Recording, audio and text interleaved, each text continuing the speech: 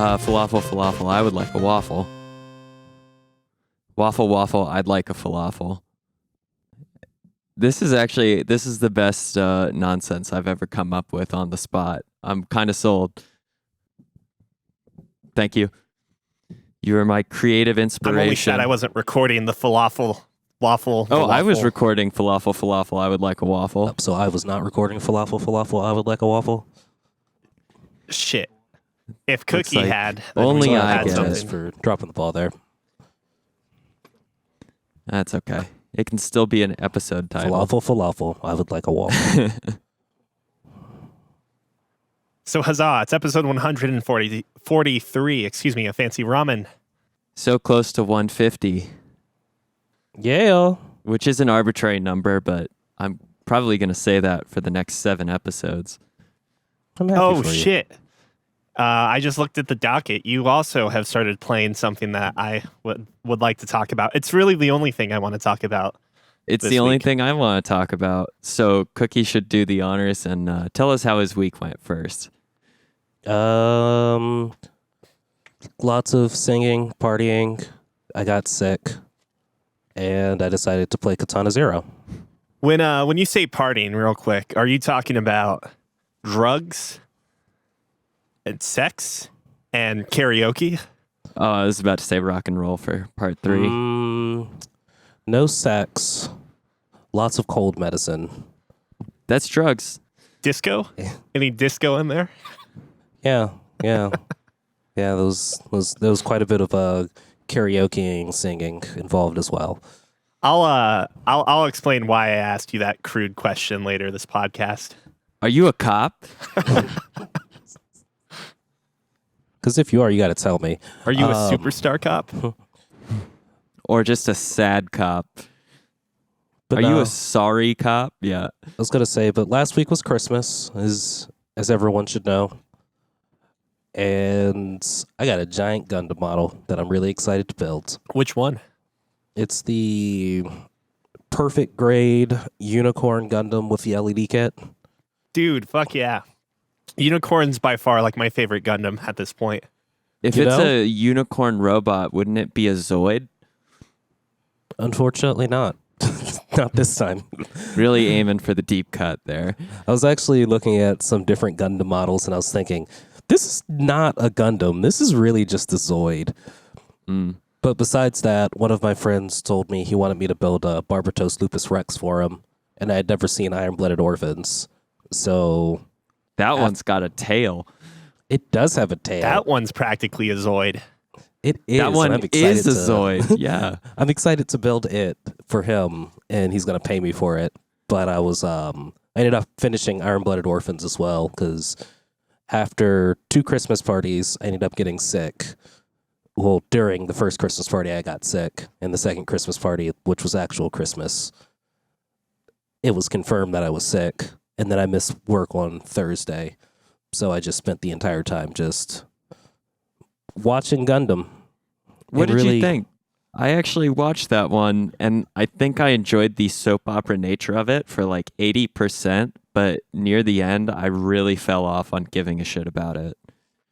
I enjoyed it all the way through and really had that philosophical question in my head. What really is the difference between giant robot anime and Gundam?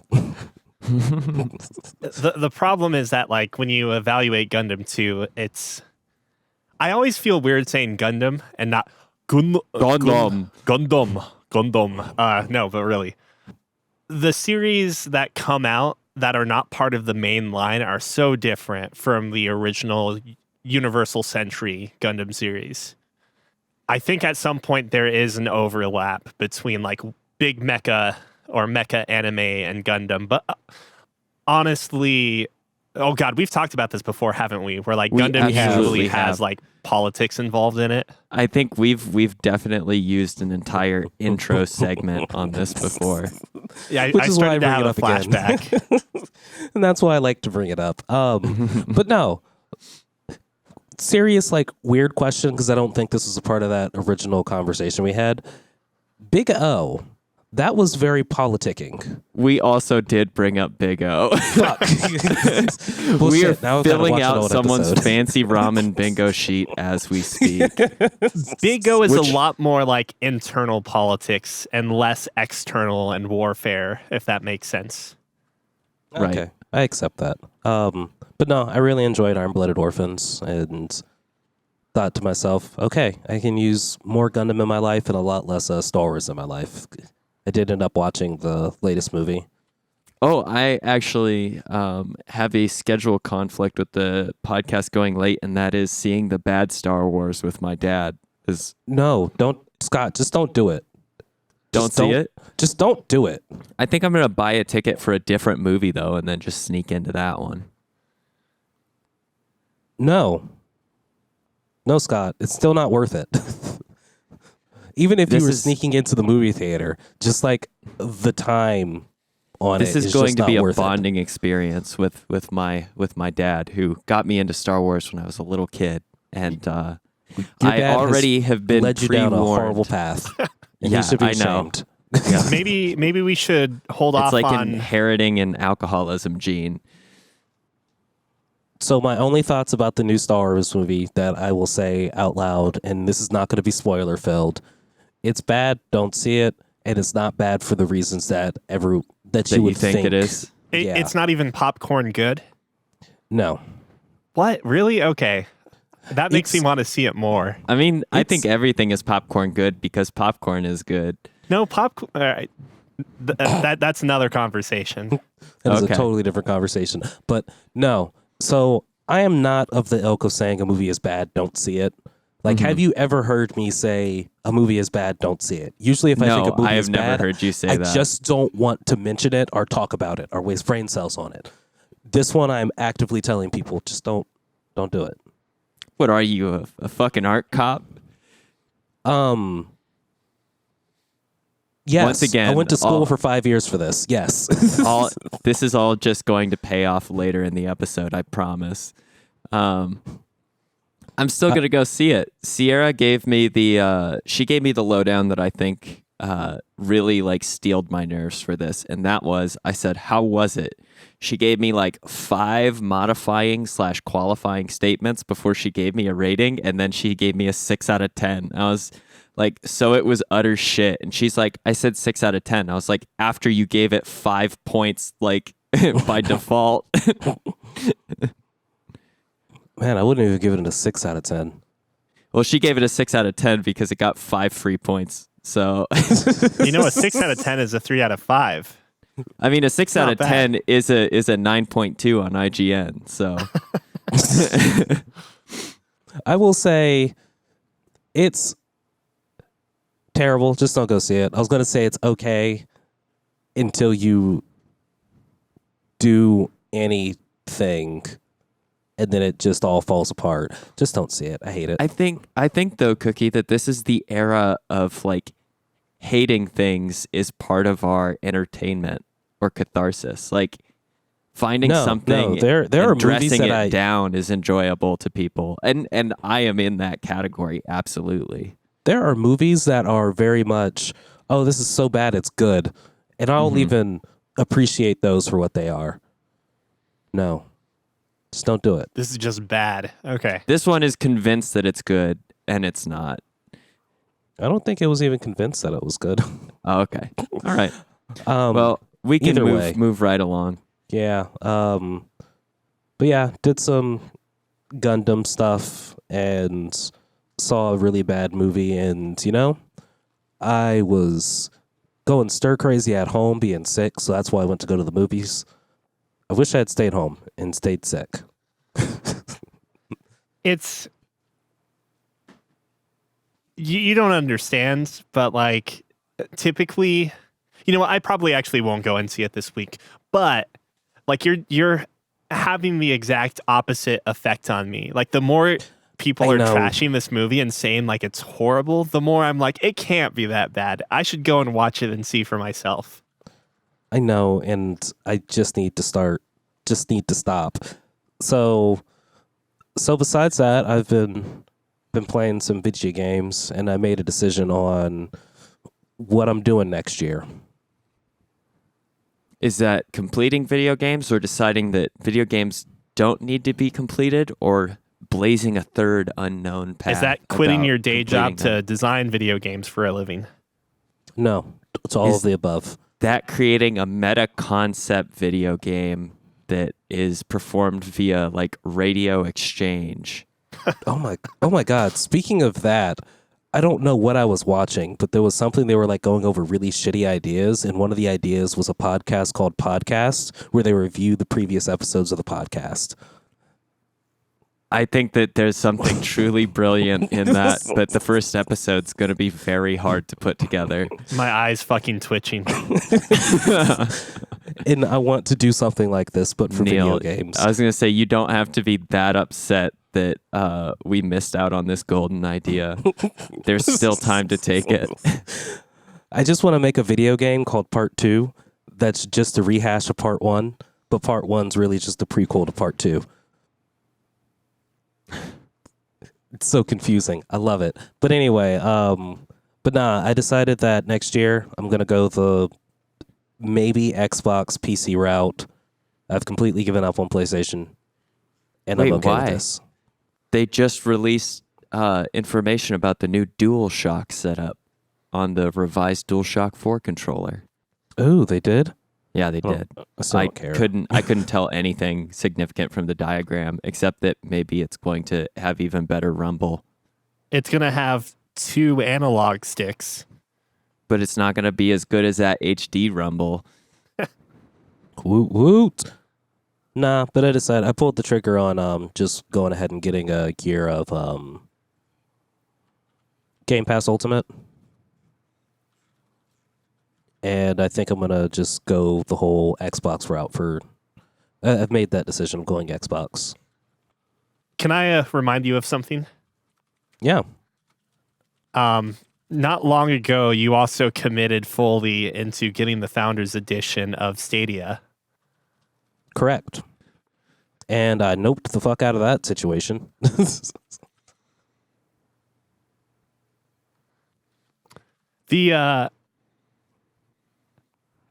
Honestly, I don't even, if we're going to really talk about this for a couple minutes, I don't even have any allegiance going into the next The generation. Console Wars 2020.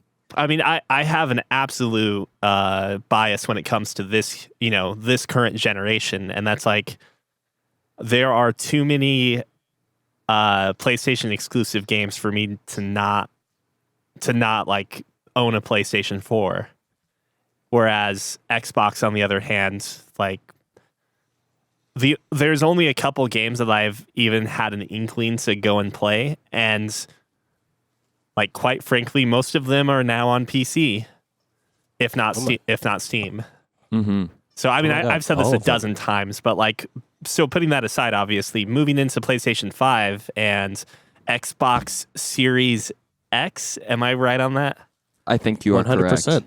Which I'm sure this eventually means that there's going to be a crossover between Tesla and Microsoft Xbox. Just wait for it Xbox. to happen. Big box. Yeah. But oh yeah, it's gonna be a bus. It's gonna be a van. The Astro van. Wait, what the hell is he calling the truck? Oh, Cybertruck? Cybertruck. It's gonna be 2077. the Cyber van is just going to be a fucking Apple Mac Pro shaped van, and it'll also be a console too. It's going to be much more angular, though. The biggest video cards all over the place. Cheese grater surface. You're not even going to have a clear windshield. It's going to be perforated. Mm-hmm. Anyways, though, excited. But yeah, I've decided that going the Xbox PC route. So technically, that just says I'm not going to really commit to a console. So I may not even get the Series X. Mm-hmm. I get you. So the idea is that if the Series X isn't an improvement over your current PCs, then why even get the console at that point? But you really like the Game Pass and the other like ancillary services that Xbox offers at this point. Correct. Like, I can respect that for sure. I mean, I'd be able to play 2 games that I'm waiting, like that I'm going to end up waiting a year to play now. with the Outer Wilds, or just Outer Wilds and the Outer Worlds. Oh, because you don't like Xbox, so that makes sense. Or I don't like Epic. Oh, and that's the only way to get Outer Wilds. Yeah. But I think both of those games are available for the Xbox Game Pass on PC if you have that. I Correct. believe so. And I know you can just buy the Outer Worlds outright from the Microsoft Store. But he doesn't want to touch the Microsoft Store, so we don't talk about that anymore. I don't like the Microsoft Store at all. That's right. It killed a computer of yours, if I remember correctly. It killed a server-like computer of his. I mean, it's back up and running. I I haven't had understand any that bad problems blood. since adding Xbox, okay? That's all I'm saying. I know Xbox is intrinsically in Windows 10, but I have disabled as much of it as I can, and I have not had a problem since. I'm happy for you. But yeah, that's the decision for 2020 for me is going Xbox Game Pass. May end up buying a secondhand Xbox One, so that way the Game Pass me and Lizzie can play games at the same time and not have to pay for it twice. Is there going to be cross-platform between Xbox and PC for the games that you want to play together? Yes. Seems So like I a would- decent buy. I would love to get her into Sea of Thieves, and that does require at least either one more thing of Xbox Game Pass or an Xbox One in the house. So that's that. But besides that, I'm ready to talk about video games whenever. What you guys been up to this week? I'm ready to talk about video games too. Yeah, I mean, honestly, video games, why don't we talk about those? Okay. So question. Would you guys talk about Katana Zero last week? We said quite a bit, actually. Yeah. Okay. I mean, Besides, that game is trippy as fuck. Yeah, it is. It absolutely is. I think it does a really good job of playing unreliable narrator for you, right? With your perspective as, have you beaten the game, Cookie? I don't want to spoil stuff. Not quite yet. I went ahead and chose to die first just to kind of see what happens. Did the same thing and was very disappointed. Very much so. And then I chose life and things got real hectic, real fast. And I'm currently I'm right at the end, I think. I chose life 4 or 5 missions ago. That is, yeah, I think you're very close to wrapping up then. I've already been the dragon. have you already actual played as guy. the dragon? Yeah. That's Which some is, pretty.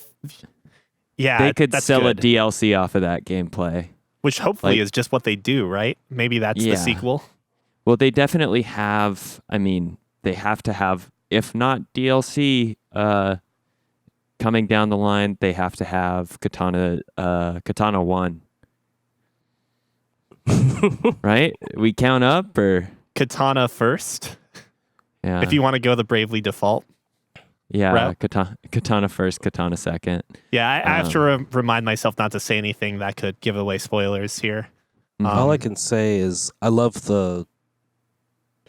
like you said, your unreliable narrator, and I love the interaction they have with other people on the drug, and how Oh, yeah. How they interrupt your own playback, quote unquote, right? Yeah. oh, I just killed you, and yet you're still alive, and or you just killed me, and I'm still alive, and we're both like, wait a second. It's Oh. sort of it's sort of the stalemate thing. They're just like, I'm going to keep fucking killing you and you can't kill me. And then you kill them. They're like, well, you can't kill me all the way. And then you kill them all the way. And they're like, well, shit, man. I didn't think you would be this determined. Once again, proving that like these really cool like indie games focus on a single element, and that is determination.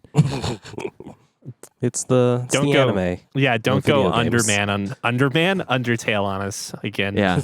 No, that whole cutscene with the main character in tied up in the chair That whole sequence is actually a lot of fun. Agreed. Very much so, because it's like The reverse interrogation is. I was not expecting to get that out of this game at all. Yeah. and that was kind of the scene I was talking about. And then you got the one boss, you're like, he's like, okay, I'll take care of him. And then you kind of hit a button, you're like, oh, wait, I'm struggling. Oh, crap, I'm dead. Well, I'm back alive again. Okay, I can struggle more. And then it's like, oh, that guy went down in one swing. Fuck. That was anticlimactic. And he's like, ha, you should have been dead. It's like, dude, I'm on the sauce. Let's go. Yeah, honestly, the boss fights are the most interesting or satisfying combat for the game, for sure. It reminds me, a lot of those fights remind me of almost playing like bullet hell games where you just don't have a health bar. Like when you watch people play them perfectly, I feel like those boss fights really make you feel like I must master this boss before I can move on, or I must get incredibly lucky. Both outcomes happened for me while I played the game. There was maybe one or two bosses where I was just like, oh, they happened to move into a bad spot so I could swing on them a couple times. And other times it felt like I need to understand exactly what this boss's like next 3 attacks will be and read them when they give me the tell to finish this fight. There's only like one, looking back on the whole experience now, there's only one thing that I could really add to my previous comments and remarks. And it's a criticism towards like the game really not necessarily giving you a pattern of growth or like a power creep, if you will. Like I Right. kind of wish there are multiple points in the game where I found myself thinking what would have been really cool was a way to do mid-air dashes or rolls, quote unquote. Not actually rolls, but like some sort of dash in midair. invulnerability, yeah. A quick iframe or two. I actually expected it to go the opposite route as well, though, right? Like we can say that your power is the same the whole game, except when you play as blonde swordsman, maybe the dragon. I actually expected, like with the loss of Chronos, perhaps, or it becoming rarer or a scarcity, them slowly taking away your ability to rely on stopping time or slowing it, I should say. Or punishing you for dying and making the death scene just take longer and longer, since that's what Chronos is. It's just once you go through Extended withdrawal, death. Yeah.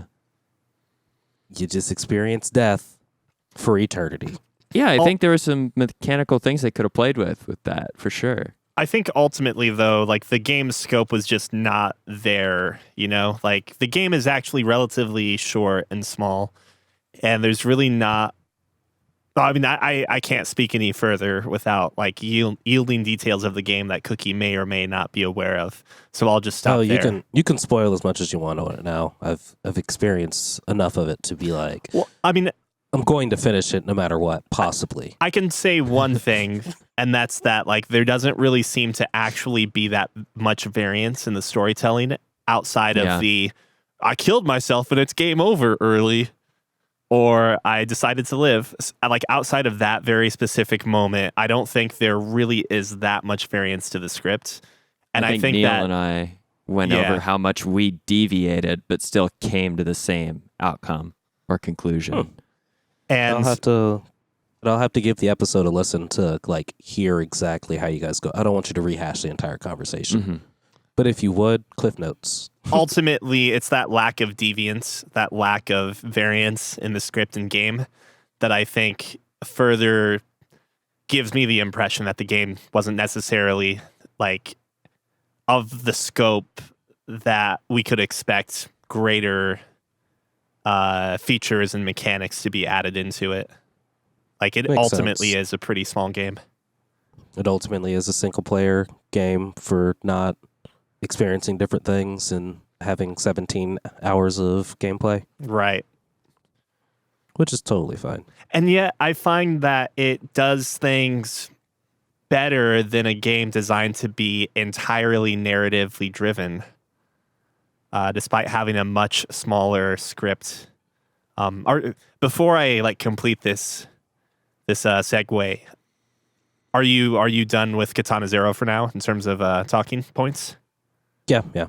So a lot of Katana Zero relies upon the idea of being kind of unsure of how real the events around you and your surroundings are. Like, as you guys noted, you're playing as an unreliable narrator. Mm-hmm. And I think they're really effective in making you question the very fabric and nature of the world. And honestly, I think that's something that Disco Elysium, a game that Scott and I have both been playing, wants to do, but at times kind of falls short of. Now, so I feel like I'm addressing you specifically, Cookie, because you're the one out of the three of us who hasn't played it. But I'm sure you've probably seen bits and pieces of Disco Elysium since it won a handful of awards at the Game Awards show. I mean, what's that? I don't know. The best way I can describe Disco Elysium, though, is that it's basically Fallout or Planescape Torment. And when I say Fallout, I mean Fallout 1 and 2, like that sort of isometric view, except you really don't have a combat system, at least as far as I've been able to tell so far, and I'm maybe like 6 hours into the game. And like the most menacing threats that you come across seem to be kind of everyday occurrences and trivial occurrences, at least again so far. I'm sure you can get yourself into deeper shit, but within the first 15 minutes of playing the game on my first run through, I actually killed myself, or not really killed myself. I got my character killed by reaching for a tie. So when I say it's very similar to Fallout and Planescape Torment in that, without the combat, so to speak, Disco Elysium is all about having like a character with specific stats that we can get into in a bit here.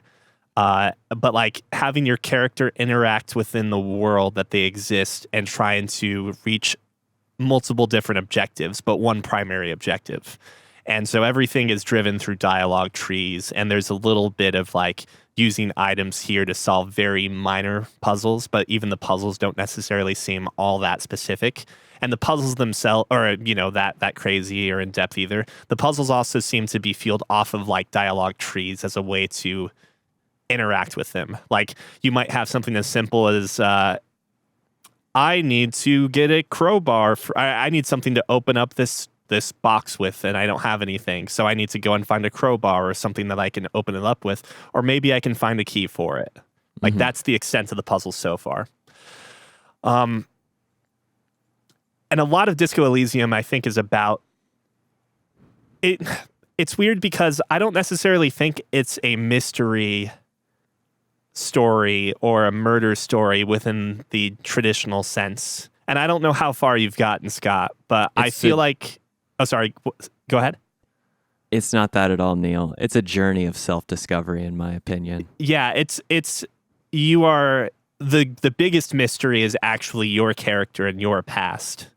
And I think it can be said without a spoiler tag that the game begins with you, a drunk person. Yeah. An unmolded lump of flesh. And you awake, or potentially not, maybe. You basically start the game with a black screen and dialogue being read to you that essentially is describing the vast emptiness or void of what I'm guessing is either death or unconsciousness. And you have to navigate through this dialogue tree with, essentially nothingness in order to wake yourself up from your drunk slumber. And upon waking up, you are delighted to find that you have absolutely no knowledge of who you were, what you did, any of that. Nothing. I mean, literally jack shit. You know enough to dress yourself, and that's about the extent of the tools you start the game with, is you can speak the language and you can put on and take off clothes. And everything else from there is, like learning to take the training wheels off. Even down to the point that your character's portrait, which is shown in the lower left, is obscured until you actually find a reflection and can put essentially a face to yourself. Very French Impressionist style. And your self-perspective even changes that image over time. So depending on how you develop your feelings about yourself or how you mirror yourself off of other people can change your portrait. Oh, really? Yes. I know of the single portrait change, which is it too much of a spoiler to talk about the expression? The expression? No, the expression is I think it's something that you access pretty early on in the game once you're able to see your reflection. Yeah, like, I mean, I think we can give some minor spoilers away, and we're kind of tiptoeing around it. I know, but this is a game that is so rich in just like what you don't know because you are starting at like zero. You're starting at a blank slate. That minor spoiler here and there still leaves 98, 99% of the game to discover, to surprise, or like shock you. So I feel okay with going into like one or two specific topics, especially if they don't relate directly to the case. Well, I mean, and that's the very nature of it. The case. I mean, unless there's a twist or something that neither of us are aware of, you are a police detective, and you've basically been sent in to investigate a case, which apparently you spent your first 3 days of the job getting shit-faced and taking lots of drugs, which is possibly why you don't have a memory. And majorly fucking up around the city. Yeah. When you look in the mirror, you find yourself with like this kind of ridiculously over-the-top smile. Like this jackass shit-eating grin, and you cannot change your expression for like the first portion of the game. You're stuck in this permanent gestures grimace until you find a way to resolve it with like sheer force of will or introspection or like deviation from the like character type or personality that it's trying to sculpt upon your face. I'm very curious if there are multiple ways to get rid of the expression. I believe so. Or I believe that to remove the expression, what's really cool about this that I enjoy is similar to a lot of other like role-playing games that are really focused on overcoming like checks, difficulty checks in this case, is that when you do things that would feasibly or reasonably improve or worsen situations, then you have modifiers to your check. So I think one argument that can be made for like changing the expression, you can go about multiple routes, might be that you have to use the same skill to check to modify it for a variety of or I think for every type of player you might have to use the same skill to change it.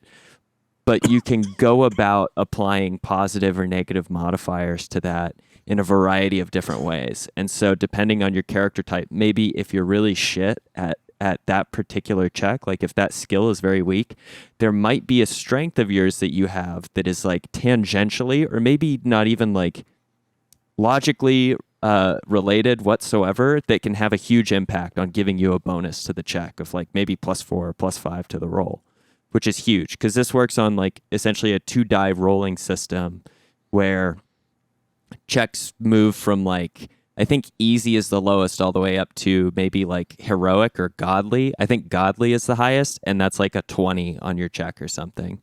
Or I think it maxes out at 12, right? So it's 2 6-sided die. So if a challenge is... Oh, wait, no, because you're... 2 6s is an instant success. Snake Eyes is an automatic failure. It's sort of like a crit success, crit failure system that some people homebrew in like D&D. What is this dice system you guys are talking about all of a sudden? The game actually rolls 2 6-sided dice, or it runs its RNG and shows you like the result of the dice rolls.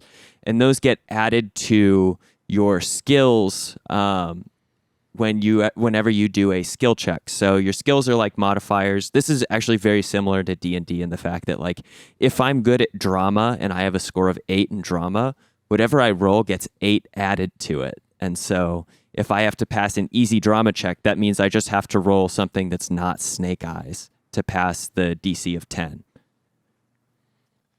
And as Scott alluded to, just to like drive home the point more, you can do things to add, like you could kind of think of it as temporary or situational bonuses to your stats, or more specifically, the situation at hand. Like if you find a pickle jar and your task is to open the pickle jar, but your strength is very low, you might be able to look at the pickle jar and realize, if I hold the label, I'm going to have better grip, and that will increase your likelihood of opening up the pickle jar. You could also wear gloves that would give you a slightly better grip. Yes, exactly. You can wear all sorts of different outfits. Maybe wearing some glasses or a visor may actually end up helping you with the pickle jar identify a good grip point too. There's all sorts of different things. You can change your conceptualization about the pickle jar and think this pickle jar is weak as shit and I am more powerful than it, and have a psychological advantage over the pickle jar opening. Like the variety of ways in which your skills, of which there are many, I think 5 per category. Yeah, there's like 20 skills. Maybe 6 per category, actually. Yeah, it might be 6 per category. And investing in them is actually a very slow and arduous process. So you end up creating a very unique and I think like individually influenced or sculpted character. Like I think I'm playing in a way that I have a basic idea of the character that I want to roleplay as. And that deviates kind of towards my personal preferences or how I interact with the world if it were me in some ways. But as I progress through this game, I am very excited to play like meathead, rock star, stupid cop who is just going to kick through every door that my weak like art cop cannot even begin to like approach. And you're touching upon it. Essentially, the way before you even start the game, you essentially pick out a way to distribute points into 5 different stats. And those stats... Four different, sorry, thank you. Those stats directly affect your skills. So like the 5 or 6 skills that are in each stat are essentially governed by them. That essentially affects like how good you are at those to begin with before you start the game. And when you've started the game and gain levels through investigating and completing tasks, you can then start to specialize more so in each of those skills. But like when you start the game, you have 3 options to choose from. I fucking hate default options usually, so I always go for the custom one and I sculpt my character from there. It's really interesting because like the stats are not singular dimensional. Like, oh God, I wish I'd remembered exactly what the stats were called. But there's essentially one for intellect, and that might actually be exactly what it is. And I think it's like psyche. Intellect, psyche, like physicality, and then I forget the last one. Or something. But yeah, motor. It is motor. Yeah. It's like motorics or something like that, but it's basically a lot of dexterity. Yeah. But the idea is that like, aside from intellect actually seems to be pretty just net in one direction. Each of those has like a duality to it. No? Okay. I would totally argue that intellect has a very interesting, like, I think there are 2 ways you can really play or push intellect. Well, so hold up. Is Inland Empire an intellect? No, Inland Empire is in... That's in Psyche. Psyche. Okay. Which is the coolest fucking skill. So you'll have to tell me what intellect is, but let me explain Psyche real quick, because that's a good one to talk about the duality of these stats. Okay. So Psyche is a stat that the more you raise it, generally, you're going to be more personable and more charismatic. But at the same time, as you raise your psyche, you're also going to be more unstable in certain ways, which we'll probably talk about the different individual skills and exactly how they can influence your character. Physicality, or whatever that stat is called, makes you more able to do, physical things. Like you can kick through doors and shit. But or drugs. Also, Yeah, exactly. Also, raising your physicality means that your character is going to also have more innate knowledge or potentially experience of these hard narcotics and drugs. It's a great alcoholic stat. Exactly. And then I don't remember what the dual nature of motorics or whatever the motor skills one is, but I'm not sure I can come up with that either. Like there's perception and hand-eye coordination and interfacing, and like all of those actually make sense as like pretty overlapping or like, oh, go ahead. Reaction speed. And reaction speed, when you have reaction speed checks succeed, you tend to at times get the wrong impression of things. So I have terrible reaction speed actually, so I haven't suffered that very much. So what I've done with my character build is I've tried to make myself as like very knowledgeable, or no, excuse me, like it's like a focus in. I'm trying to remember here. It's a focus in knowledge, but I have my like quote unquote key characteristic in psyche, and then I have sacrificed all of the physicality of my character for the rest to put into motorics. So like that's why my guy had a heart attack immediately because he has like no health basically. Yeah. I too died from a heart attack reaching for my tie. This was the first game to kill me doing a basic activity, and I thought, oh, okay, that makes sense. Like I'm really fucked up. Wait, the long dark didn't kill you doing a basic activity? Well, yes. I mean, I froze to death in that. This one was like my heart gave out reaching my hand above my head. I've actually died from 2 heart attacks now. I've only died from 1 heart attack, but that's because I found that a rain jacket keeps me alive better. Oh, yeah. The other thing that makes I'm gonna preface this statement by first saying that like honestly a lot of the story and dialogue in the game is really not extraordinary in my opinion. Like you talking to other people and the other people talking to you is pretty pedestrian at times. And like honestly, as I alluded to before, like because of the very simplistic nature of this game and the narrative, it really doesn't do a great job, in my opinion, of offering you these super trippy moments. Because like Katana Zero is a perfect example of using the game's like delivery or medium as a means to give you like this extraordinary experience. And so far, Disco Elysium, I'm 3 days in now, if that's any reference to you, Scott, doesn't quite do that. But I'm also not trying to take a lot of hard drugs. So there's that possibility too. Granted, I assume that withdrawal would do something to fuck my character up to any extent, but I haven't really witnessed any of that yet. Not to say that it won't happen. Okay, I was going to say there are definitely consequences from withdrawal. But so far, like I'm kind of underwhelmed about a lot of the writing. The voice acting is absolutely garbage at times. Like this is an indie game. Like I kind of forget as I'm playing until I hit some of those voice dialogue parts that like, oh yeah, someone probably got paid $10 an hour to do this line because it's some people didn't get paid at all.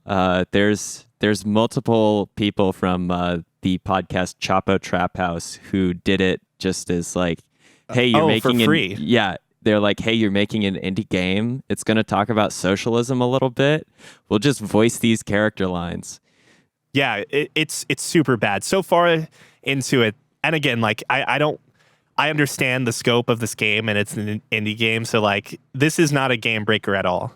But there are times where like a character from one dialogue line to another, you can tell that they changed the room that they were recording in. It's that bad. Like that's, and being a sound engineer and being someone that has done voiceover before, not me voicing, but recording voiceover, like it is so glaringly obvious that like that is maybe the lowest production value in the entire game. And that's a good thing because this is why your capo type is art cop, isn't it? It's actually not. Oh, I am an art cop. But I just want to note very quickly that we've had the discussion about bad audio being very punishing on the ears at time, especially for audio engineer Neil. we did still love Persona. Yeah, absolutely. Even though like there's some pretty shit audio in there. Yeah. And I also think most of the Persona actors and actresses or voice actors are all like actually pretty reasonably good. Mm-hmm. It's just sometimes the quality, the format was not very good there. Anyways, Disco Elysium. There are some good voice actors. I personally think that your partner is actually perfectly fine. Yeah, Kim Kitsuragi. The quality of the VO itself, or like the recording, is maybe not so great. And I wish that there were times where like maybe someone could have gone in and cleaned things up, because holy crap. But putting all of that aside, and putting aside the fact that I feel like so far the script, not the narrative, but the script itself, the writing is actually kind of The saving grace of the game is that, or of the story so far to me, is that these skills that you are investing points in are not just skills. They are kind of like your personalities. Mm-hmm. Your character is constantly having inner discussions with the different skills that he has inside of him. Like, the one that I invested as my signature is volition, which I think the easiest way to describe it is basically like Motivation? the ideal of being good. Mm-hmm. Volition. Yeah, I mean, like, I've just encountered it where it seems like I can't do something if I don't have the motivation to do something if I don't have a high enough volition. And my volition is honestly trash. So it's like I looked at a filing cabinet and I was like, look, I can't sort through that. That looks boring as shit. And so I still have been unable to look through said filing cabinet. The other thing that we didn't really touch upon too much was actually describing that there are a lot of checks happening in the background that do not have dice rolls. And whenever a check succeeds, You get and to maybe find if out. it fails, yeah, you get additional information, but that information is always displayed as essentially dialogue of that part of your personality talking to you. So oftentimes, because my volition has been something I've invested a lot of time in, as well as like drama and a few other things. Drama is the best because your drama personality does refer to you as sire or my liege whenever they're explaining something. It doesn't appear to be lying, my liege. You're like, thank you, drama. And it's so cool because like you can have these conversations, or like you can be interrogating or questioning someone, and your personalities start talking back to each other because they disagree with each other. They'll war over what direction to take, like an interrogation in, for instance. Like I've had an opportunity to say arrest someone, and I have two personalities that are duking it out. Like, this is the reason why you need to arrest them, and another personality saying that is a terrible idea. You're going to jeopardize these things if you do this. And they leave you essentially they leave you to adjudicate or like make judgment on the right course of action. And of course, like any good game that's trying to strike this balance, there is never a right course of action. There is just the one that you are most convinced by. There is a very specific moment, like, and I was kind of like hot and cold on this for a while because like some of the dialogue seems like it's just a waste of time between your personalities too. But there is one moment. Scott, have you been on the roof of the hostel yet? I have.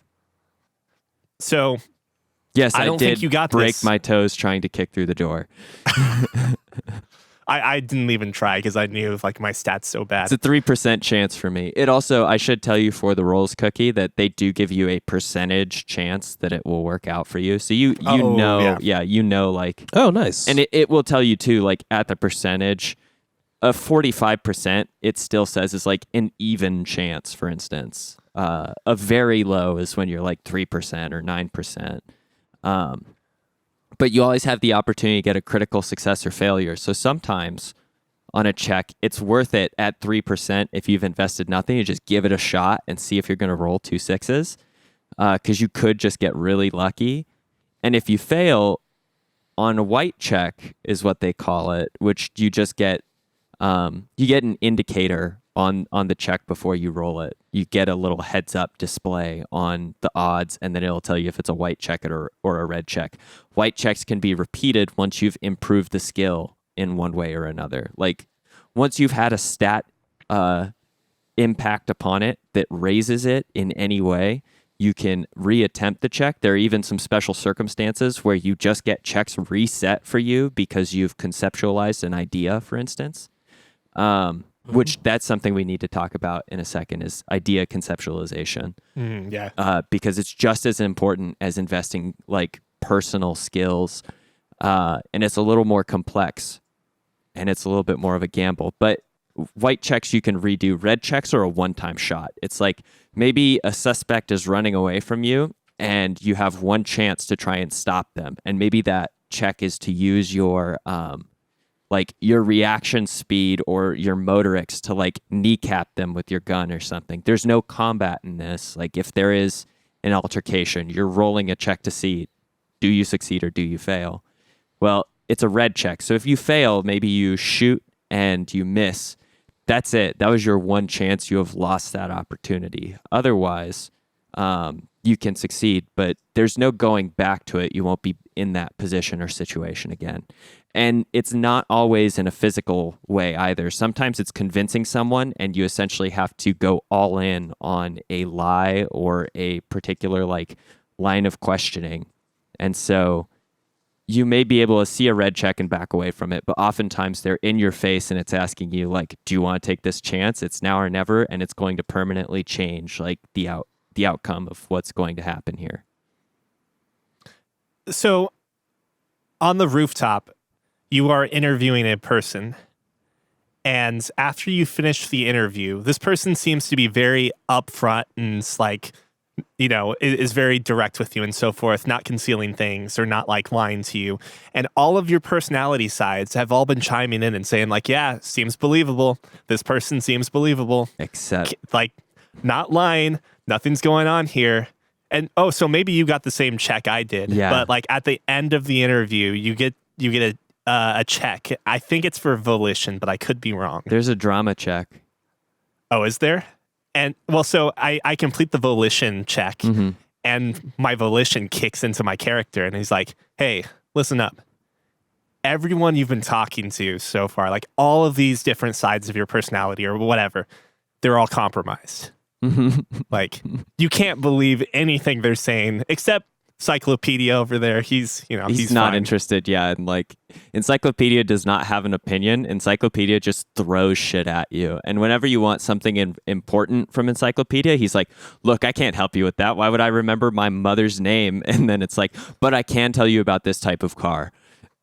Yep. So when volition or whatever it might have been for you, Scott, like tells you that these guys are all compromised, especially that guy. Like I started to go through the chat log or the history log of the And see their bias. Yeah, and started to see like, oh wow, okay. Like I knew that there were going to be differing opinions, but I always assumed that those different personalities were going to say the correct thing, if you will. And like maybe when there is deviance, that like it would be a matter of preference over like maybe I should Or perspective. support. Yeah, exactly. Difference in perspective. That maybe I should support like the less crazy inland empire, or like not inland empire, which is super crazy. I was gonna say, and go with logic there. But like even logic, the one that I kind of viewed as being like the basis for like a very milk toast approach was compromised. So the game was basically telling me I could no longer trust those things moving forward, or at least in that particular situation. And I think that was like one of the defining points for me in the game, where I was just like, okay, I think I'm in now. Like these are characters just as much as your character is, or any of the people you meet. All of these different, like you're essentially dealing with like a kind of under control dissociative personality issue or disorder. I mean, I think it's fair to say that at that moment you realize that the only person you can trust is the most reticent with communication or information, and that is your partner, Kim Kitsuragi, who like intentionally is always honest with you, but intentionally is almost always withholding, like analyzing and assessing things. And so if you become close with him, because you can absolutely destabilize the relationship, or you can make him like come to like you. There are lots of ways to do that. Like Ace is high, ace is low. yeah, or maybe sing a karaoke song in tribute to him. Wait, does that piss him off? No, he if he was capable of blushing, he would have blushed. I know it. But like that's actually your most reliable narrator or character. But even he is like someone that you have to really like coax and milk information out of. And I think realizing that makes it such a big turning point for the game. I didn't have that volition check, but I did experience something very similar with the drama check that's just like, I don't know about all of this stuff, but it would be much more dramatic if she just happened to be lying. And so I was like, okay, well, let's check this out. And of course, drama was like, I think we're on to something, don't you? So sometimes like, that's what's really cool about the personalities too, right? Like yours makes a logical reason why to follow an alternate path, right? Or why to take a turn in what you think is the correct course or the like correct decision making. Meanwhile, mine's almost like I'm trying to think. It's not capricious. Maybe there is some capriciousness to it, but it's just like let's indulge ourselves for a moment and just fuck around because it seems interesting.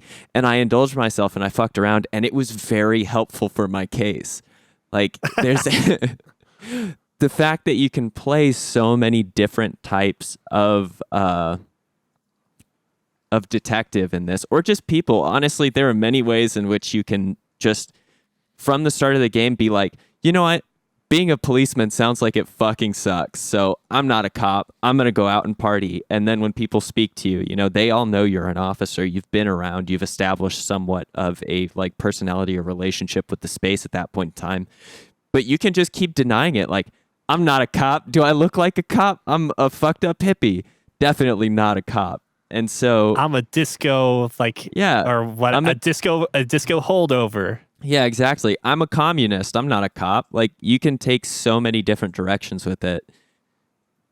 This game is absolutely built about creating a character, and I think way less about the investigation. The investigation is the motivator towards you creating and further developing a character and questioning your own ideas and beliefs and like experimenting and exploring the things that interest you. Much to your lieutenant's like disdain as we decide to go like grasshopper hunting instead of work on the murder case.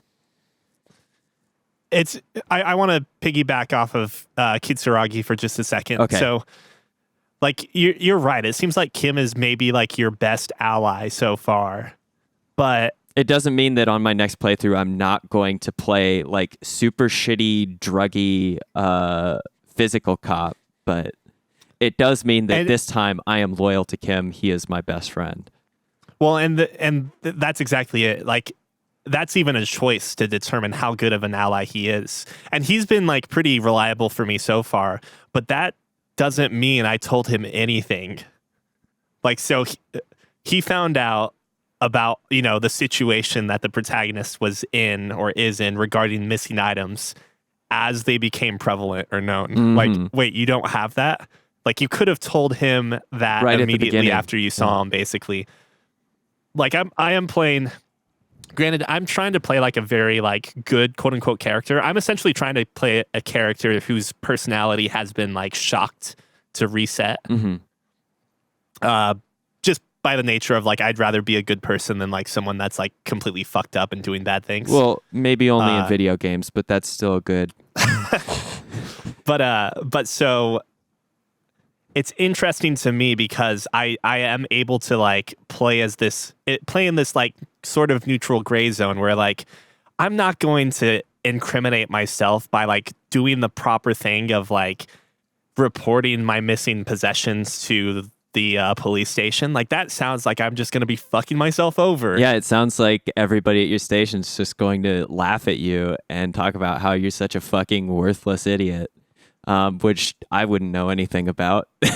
I called them for money, and that's when they proceeded to do that. So I was like, fuck you guys. I'm not calling for anything else. Okay, yeah. I may have taken a different route and gotten the same result with more shame. I have like a feeling that there is not necessarily as much variance to the story and to like the events that happen. But like you said, it's more about playing your character and getting the joy out of like accomplishing the same thing in different routes or different solutions. Mm-hmm. Like I'm sure there's more than one way to get to the back of this building, but my character, who's kind of like he tries to do good, but he's also very self-righteous in like a superstar sort of way, you can say. Mm-hmm. Like, does he care about someone telling him not to pull the curtains down? No, like, no, he's fuck gonna that. open the curtains. Like, you telling me not to pull the curtains makes me want to pull the curtains more. Meanwhile, I'm a paranormal investigator. Maybe we can work out a deal. Paranormal investigator cop. You can solve Ghost ghost cop curses. on the scene well before I became art cop and started my graffiti career. Oh, I got shut down for that. Ah, well, you're not as artistic as I am. You don't Apparently see how not. shit the world is. I'm a superstar communist cop right now. Holy shit. The communist thing just kind of happens. Oh, wait, no. I might have actually declined that, but I think Hey man, communism just sneaks right up on you. So does the free market, it turns out. I don't recall what it is. I might be a moralist super cop, which doesn't make sense. No, it can work. Superstar cop, I mean, not super cop. Yeah, that's it. Maybe that's what's cool too, is like the things that develop your character is not just their basic personality, but like you are forced, or at least you are very much pressured, not necessarily forced. There's almost always forgive the pun, an opportunity to like cop out, but you're definitely pressured at multiple points to like make a stand about your ideology, whether it's confronting like racism that exists in the space or even political ideologies ranging from the free market to sort of an interventionist sort of like Alex Jones representation of globalism to being like just pro person, like individualistic and ethical. I think you could define that as maybe like political humanism, all the way to like the invisible hand of the market. You can deviate down so many different paths, and it doesn't seem to define your other personality traits necessarily. Like you can be a very quiet intellectual communist, or you can just be like, we should all be equal and I will punch anyone who doesn't think that type of communist. You can be a walking contradiction. Contradiction, absolutely. Yeah, and the game will actually, like, I think at times finds pressure points of where those contradictions are, and you're confronted by them, either internally or by other characters who are just as perceptive or maybe more intelligent than you are in that space. It's a wild game. It's very thoughtful. There's no, like, it's pointing and clicking and reading. The like spaghetti network that you develop to try and unravel this case more and more. And it truly is all about just like untying any knot that is possible for you to untie and then seeing where that leads to. Like your skills and whatnot are just giving you different breadcrumbs to pick up. And ultimately, they're most likely going to converge. Like, I think that's the only rational way that you solve this is, like, no matter what way you take, there may be this, like, huge branching network. Your breadcrumbs are going to start to overlap in some fashion or another, and you're going to find your way to the center of the maze. Yeah. It's great. I have a feeling that, like, this might... I don't know. I think I'm getting a lot of enjoyment out of it, but I might be in it for the wrong reason, which is like solving the mystery. Mm-hmm. So I'm really curious how I'm going to appreciate the game after everything has been solved. It feels like at the the end of the stakes day. are so... I think the game is like trying to... Because you're 3 days in, I do believe that the game is trying to communicate that the mystery is somewhat just a part of the whole, or it's like symbolic, like so much rides on the resolution of the mystery, but not just you solving it because it's the thing that you're tasked to do, but more because like how you approach and ultimately solve the mystery is going to impact the world around you in like a very physical and maybe metaphysical way. We didn't talk about conceptualization, have we? Real quick aside for conceptualization, this is one of the only games I've ever played in which you can't just you don't just use skill points to invest in your character's abilities. You can use skill points to ruminate on thoughts or ideas. And that rumination comes with bonuses or penalties.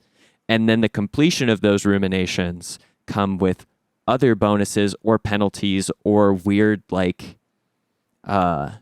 exceptions to the mechanics in the games. And you can fill up on ideas and how they like flesh out your characters. They just kind of they create this network of overlaps. And it's so, I think, integral to the game that they even have the option to spend skill points not to invest in your character, which we could agree is like a net positive outcome, and not to invest in just conceptualizing ideas or like unlocking space to do so in your thought cabinet, as they call it. But you can actually use skill points to remove concepts and ideas. Maybe you ruminated on a thought or an idea that gave you a bonus or like drew your personality or your character in a direction that you don't actually like or think is like beneficial to how you're playing. You actually have to spend hard-earned skill points, which it takes time or a lot of luck to really like improve your skills in short order. Like it takes quite a bit of progress to get one skill point after another.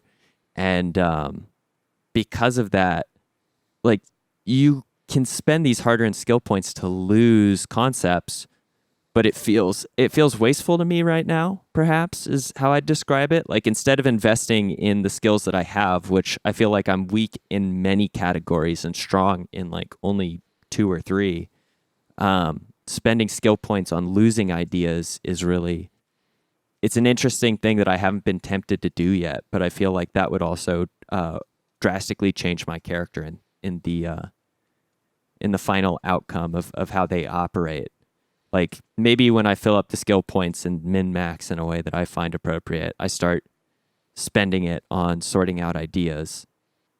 Wait, what's the conceptualization called? There are so many. There's also like 40 conceptualizations or something. I feel like you can only unlock a small fraction of them. You find a bunch of weird ones just randomly too. Like I don't remember what it was, but I did something that possessed my character to do like air guns, like finger guns.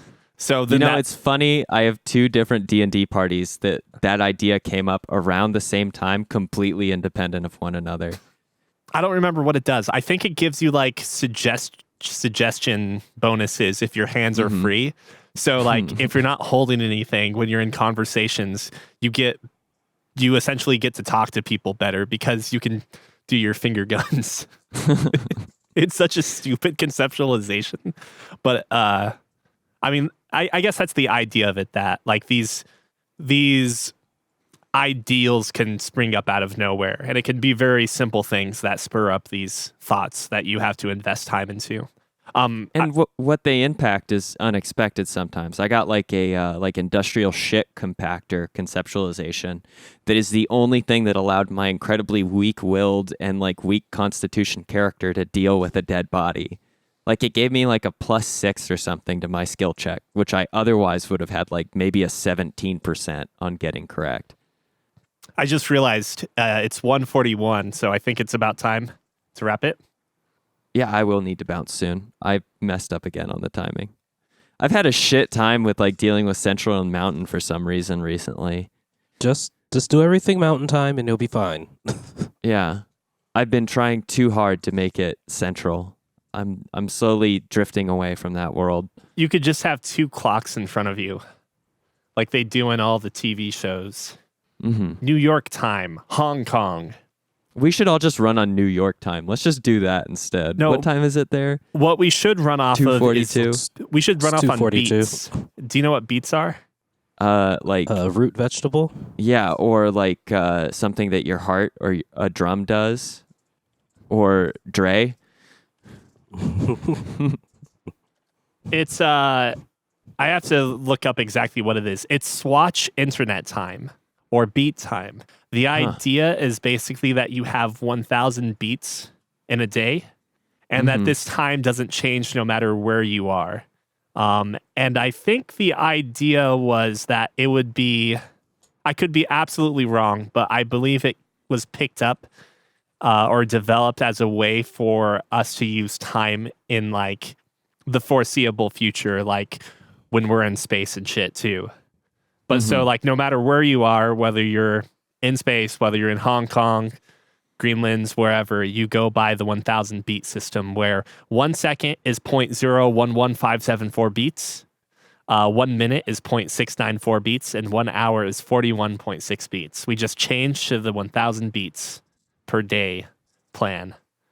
And so like maybe us in America would wake up around 400 beats, and then we'd go to bed around, 800 beats or something like that, 900 beats.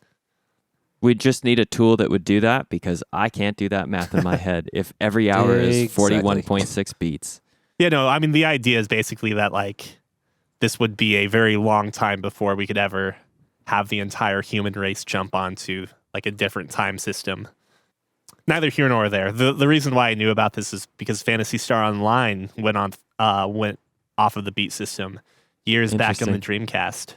If you have comments, questions, or suggestions on how to get your beat counter working at home, you can write into podcast@fancyramen.com.